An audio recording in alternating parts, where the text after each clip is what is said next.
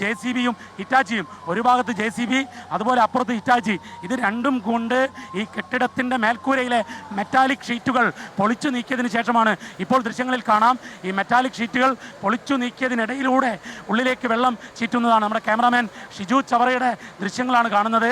അതായത് JCB ഉപയോഗിച്ച് കെട്ടിടത്തിൻ്റെ മെറ്റാലിക് പാളികൾ പൊളിച്ചു മാറ്റി അതിൻ്റെ വിടവിലൂടെ ഉള്ളിലേക്ക് ഈ തീ ഉണ്ടായ ഉള്ളിലേക്ക് വെള്ളം ചീറ്റുകയാണ്. SKN തീ നിയന്ത്രണ വിധേയമായി എന്ന് ഒരിക്കലും പറയാൻ ധൈര്യം വരില്ല. കാരണം നേരത്തെ നമ്മൾ പറഞ്ഞതുപോലെ തന്നെയാണ്, നിയന്ത്രണ വിധേയമായതിനു ശേഷം വീണ്ടും തീ ഉള്ളുന്നു ആളിക്കത്തി എത്തുന്ന കാഴ്ചയാണ് നമ്മൾ കണ്ടുകൊണ്ടിരിക്കുന്നത്. നേരത്തെ കോഴിക്കോട് മെഡിക്കൽ ഷോപ്പിനകത്തേക്ക് വീണ്ടും വെള്ളം പമ്പ് ചെയ്യാൻ കഴിയുന്നുണ്ട്. മാത്രമല്ല ഒരു ഭാഗത്തെ തകര ഷീറ്റ് പൊളിച്ചു മാറ്റിയിട്ട് വെള്ളം ഉള്ളിലേക്ക് പമ്പ് ചെയ്യാൻ കഴിയുന്നതാണ് നമുക്ക് ലഭിക്കുന്ന വിവരം. പ്രജിൻ സി കണ്ണൻ കൂടി നമുക്കൊപ്പം ചെയ്യുന്നു. പ്രജിൻ, യഥാർത്ഥത്തിൽ ഇത്രയധികം സമയം നീണ്ടുപോയ ഒരു കർമ്മം ഈ അടുത്ത കാലം ഫയർഫോഴ്സ് ചെയ്തിട്ടില്ല എന്നാണ് എനിക്ക് തോന്നുന്നത്. അത്ര വലിയ തീയാണ് കോഴിക്കോട് പടർന്നിരിക്കുന്നത്. തീർച്ചയായിട്ടും SKN, അതിൽ യാതൊരു സംശയവുമില്ല. ഇപ്പോൾ ഏറ്റവും ഒടുവിൽ നമ്മൾ കണ്ടതാണ് ഈ വെള്ളം ഉപയോഗിച്ച് തീ കെടുത്തുന്നതിന് പകരം അതും അതോടൊപ്പം തന്നെ ഈ ഫയർ ഫൈറ്റിംഗ് ഫോം, അത് പോലുള്ള പതയാണ് ശരിക്കും, അതൊരു കെമിക്കലാണ്. അത് ഉപയോഗിച്ചുകൊണ്ട് എന്തുകൊണ്ടാണ് അതിൽ ഉപയോഗിക്കുന്നതെന്ന് ചോദിച്ചു കഴിഞ്ഞാൽ പല ആൾക്കാരും സംശയം ചോദിക്കുന്നു. അത് വെള്ളത്തേക്കാൾ സാന്ദ്രത കുറവാണ് ഈ ഫോമിന് അല്ലെങ്കിൽ ഈ പതയ്ക്ക്, അതുകൊണ്ട് തന്നെ പെട്ടെന്ന് തന്നെ തീ അണയ്ക്കാൻ കഴിയും. മാത്രമല്ല അവിടെ ഒരു കൂളൻ്റായി ഇത് പ്രവർത്തിക്കുകയും ചെയ്യും.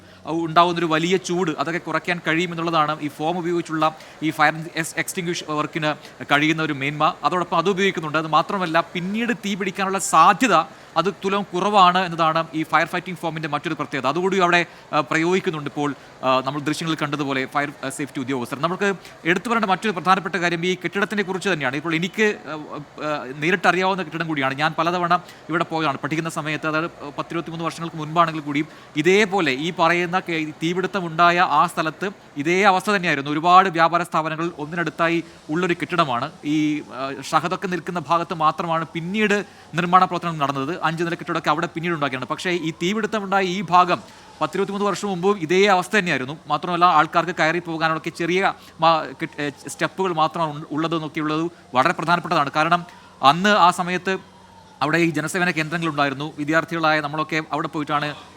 രാഹുൽ സുരേഷ് ഇപ്പോൾ അറിയിക്കുന്ന ഒരു കാര്യം, അവിടെ ക്രെയിൻ എത്തിച്ചിട്ടുണ്ട്. ഫയർ ഉദ്യോഗസ്ഥർ ക്രെയിനിൽ കയറി വെള്ളം പമ്പ് ചെയ്ത് തുടങ്ങിയെന്നാണ്.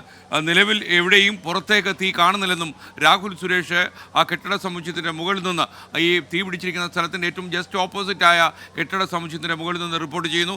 രാഹുൽ സുരേഷ്, അവിടെ നിന്ന് കാണുമ്പോൾ എന്താണ് നമുക്ക് മനസ്സിലാക്കാൻ കഴിയുന്ന വിവരം? SKN, ഈ നിമിഷം നേരിയ ആശ്വാസം എന്നാണ് ഈ നിമിഷം പറയാനുള്ളത്. ഇവിടെ നിന്ന് നോക്കുമ്പോൾ ഈ കെട്ടിടത്തിലെ പുറത്തേക്ക് എവിടെയും തീ വരുന്നില്ല. അതുമാത്രമല്ല അകത്ത് ആളി കത്തിയിരുന്ന തീക്ക് ആ തീക്ക് ഒരു നേരിയ കുറവ് വന്നിട്ടുണ്ട് എന്നതാണ് ഈ നിമിഷം നമുക്ക് റിപ്പോർട്ട് ചെയ്യാനുള്ളത്. ഇത്രയും ഈ 4 മണിക്കൂർ പിന്നിടുമ്പോഴും ഇത്തരത്തിലുള്ളൊരു നിമിഷം ഞാൻ ഇതുവരെ കണ്ടിട്ടില്ല. ഈ നിമിഷം എന്താണെങ്കിലും പറയാൻ സാധിക്കും, നേരിയ ആശ്വാസം തന്നെയാണ്. ഈ കെട്ടിടത്തിൻ്റെ ഇടതുഭാഗത്തും മധ്യഭാഗത്തും വലതുഭാഗത്തും എവിടെയും പുറത്തേക്ക് തീ കത്തുന്നില്ല എന്നത് ആശ്വാസകരമാണ്. അതുമാത്രമല്ല അകത്തേക്ക് നമ്മൾ സൂക്ഷ്മമായി നോക്കുമ്പോഴും വലിയ രീതിയിലുള്ള തീ അകത്ത് കത്തുന്നില്ല എന്നാണ് ഇവിടെ നിന്നും വിദൂരതയിൽ നമ്മൾ നോക്കുമ്പോൾ മനസ്സിലാക്കുന്ന കാര്യം. അതുകൂടാതെ മുമ്പ് ഞാൻ സൂചിപ്പിച്ച പോലെ തന്നെ ഇപ്പോൾ ക്രെയിൻ ഇവിടെ എത്തിച്ചിട്ടുണ്ട്. ആ ക്രെയിനിൽ കയറി നിന്നുകൊണ്ട് ഫയർഫോഴ്സ് ഉദ്യോഗസ്ഥർ അകത്തേക്ക് പമ്പ് ചെയ്യാനുള്ള ഒരു സാഹചര്യം കൂടിയാണ് നോക്കിക്കൊണ്ടിരിക്കുന്നത്. കാരണം ആദ്യ സമയങ്ങളിൽ താഴെ നിന്നുകൊണ്ടായിരുന്നു വെള്ളം അകത്തേക്ക് പമ്പ് ചെയ്യുന്നത്.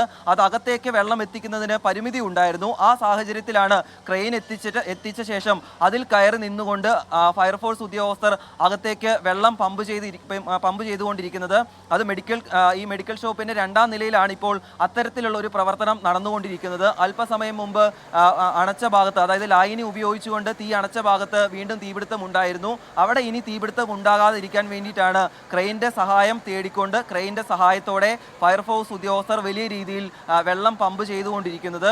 ഇപ്പോൾ ഈ നിമിഷം നമുക്ക് മധ്യഭാഗത്തേക്ക് പോകുമ്പോൾ വീണ്ടും അവിടെ അകത്ത് വലിയ രീതിയിൽ വെളിച്ചം കാണാൻ സാധിക്കും. അതിനർത്ഥം വീണ്ടും അകത്ത് തീ ആളി പടരാൻ തുടങ്ങിയിരിക്കുന്നു എന്നാണ് മനസ്സിലാകുന്നത്. അല്പസമയം മുമ്പ് ഞാൻ പറഞ്ഞതാണ്, ഇടതുഭാഗത്തും മധ്യഭാഗത്തും വലതുഭാഗത്തും തീ കാണുന്നില്ല. അകത്ത് നേരിയ രീതിയിൽ മാത്രമാണ് വെളിച്ചം ഉള്ളത് എന്ന്. പക്ഷേ ഈ നിമിഷം ഞാൻ പറയുന്നു, SKN,